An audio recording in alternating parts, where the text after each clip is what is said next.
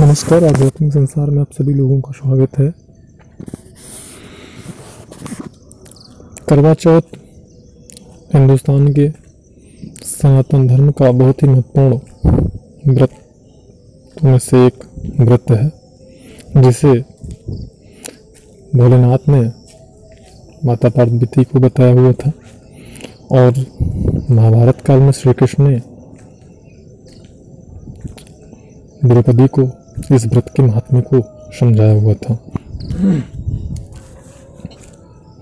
हमारे सनातन धर्म में करवा चौथ व्रत की महिमा अनंत है और जो करवा चौथ इस बार यानी कार्तिक चतुर्थी की तिथि को जो करवा चौथ इस बार हो रहा है, क्योंकि प्रत्येक कार्तिक महीने के चतुर्थी तिथि को ही करवा चौथ मनाया जाता है। और इस बार जो करवा चौथ कार्तिक चतुर्थी यानी कि कल जो मनाया जाने वाला है, ये बहुत ही विशेषता लिए हुए है, क्योंकि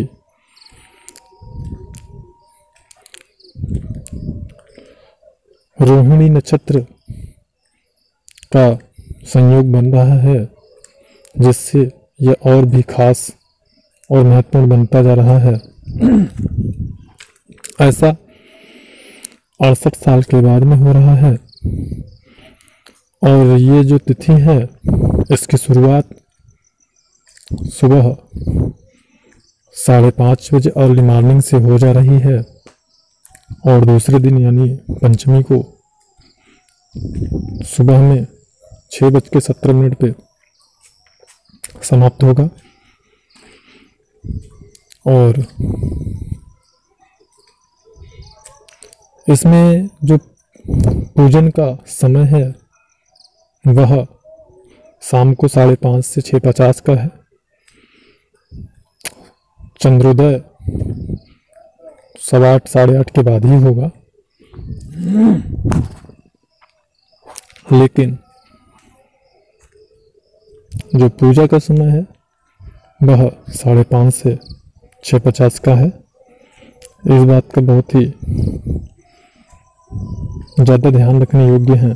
तो हमारी माताएं बहनें जिन तक भी ये जानकारी पहुंच पा रही है वो प्रयास करें कि अपना पूजन 5:30, 6 और 6:50 के बीच में शाम के समय कर लें। चंद्रोदय पे अर्घ्य वगैरह का अपना रस्म संपन्न कर लें। यहाँ पे सबसे महत्वपूर्ण बात यह है कि चंद्रदेव जो होते हैं वह हमारे मन के प्रतीक होते हैं, मन के स्वामी होते हैं। वैसे तो मन का कोई स्वामी नहीं होता है, वह स्वतंत्र होता है और ऐसा कहा भी जाता है जितने मन को कंट्रोल कर लिया फिर वह सर्वत्र विजयी होता है और उसके लिए इस जग में कुछ भी असंभव नहीं होता। तो चांद को माता बहनें जो देखती हैं और अर्घ्य वगैरह का रस्म संपन्न करती हैं, तो उसका जो उद्देश्य होता है, मुख्य उद्देश्य यह होता है कि हमारा जो मन है वो सदैव हमारे पति में लगा रहे, अन्यत्र कहीं हमारा मन ना भटके। सदैव हम पूर्णतया पतिव्रता रहें। और इस दिन हमारे सनातन धर्म की बहुत ही महान महिला सावित्री, जिन्होंने अपने पति के प्राण बचाने के लिए यमराज से भी लड़ गई थी और ले आई थी, इनके कहानी का भी श्रवण किया जाता है। अब बात करते हैं कुछ सावधानियों के बारे में जो कि रखनी चाहिए, और कुछ दान पुण्य के बारे में। तो पहले दान पुण्य की बात कर लेते हैं।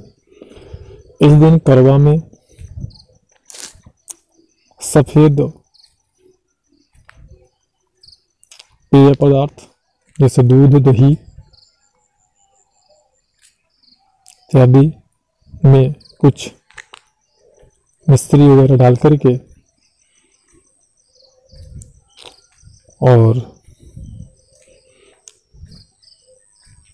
दान करने से सभी क्लेश और समस्याएं समाप्त होती हैं। साथ ही साथ करवा में चावल वगैरह डाल करके भी दान करने का हमारे सनातन धर्म से बहुत पूर्व काल से ही प्रथा चली आ रही है। इसका विशेष महत्व होता है और हम अपने कल प्रकाशित होने वाले वीडियोस में ये बताएंगे कि पूजा की जो थाली है वो किस प्रकार से तैयार की जानी है या किस प्रकार से तैयार करनी चाहिए और उसमें क्या क्या सामग्रियां रखी जाती हैं, और संपूर्ण सामग्रियों की जानकारी आपको प्राप्त होगी और क्या सावधानियां रखनी है उन सावधानियों के बारे में भी जानकारी मिलेगी। फिलहाल आज बात करते हैं जो सावधानी रखने योग्य चीजें हैं।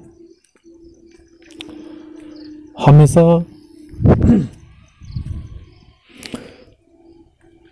जो सिक्के को रख करके हम चांद यानी चंद्रदेव का स्वरूप जिस सिक्के को मान करके हम पूजा करते हैं वह सिक्का सदैव चांदी का ही होना चाहिए। ये हमारे चंद्रदेव का प्रतीक माना जाता है और उनकी प्रसन्नता के लिए, चूंकि इससे वो प्रसन्न होते हैं। जैसे शनिदेव नीलम रत्न से बहुत ही प्रसन्न होते हैं, उसी प्रकार चंद्रदेव चांदी से बहुत ही ज़्यादा प्रसन्न होते हैं। ये उनको प्रिय धातु है। तो जो सिक्का इस्तेमाल करें वह चांदी का ही होना चाहिए। और पलाश अगर उपलब्ध है तो पलाश के पत्ते का प्रयोग करें। मार्केट में भी सरलता से उत्पन्न हो जाती है, इसलिए पलाश का जो पत्ता है वह चंद्रदेव को अति प्रिय है। जैसे भोलेनाथ को बेलपत्र या समी का पौधा प्रिय होता है, ठीक उसी प्रकार पलाश का जो पत्ती होती है वह अति प्रिय होता है चंद्रदेव को। दूसरी जो मुख्य सावधानी बरतनी है वो यह है कि कभी भी पूजा की थाली में किसी भी फल को काट करके ना रखें। जो भी फल रखें, जो भी पंचमेवा वगैरह रखें वह साबुत ही रखें, साबुत ही उसका प्रयोग करें। बाद में प्रसाद के रूप में उसको आप वितरित करते हैं, उस दशा में आप उसको विभाजित करके काट करके वितरित कर सकते हैं सभी को। लेकिन पूजा की थाली में बिल्कुल कटा हुआ फल न रखें। शाम के समय इस बात का ख्याल रखें। मिलते हैं नेक्स्ट वीडियो में।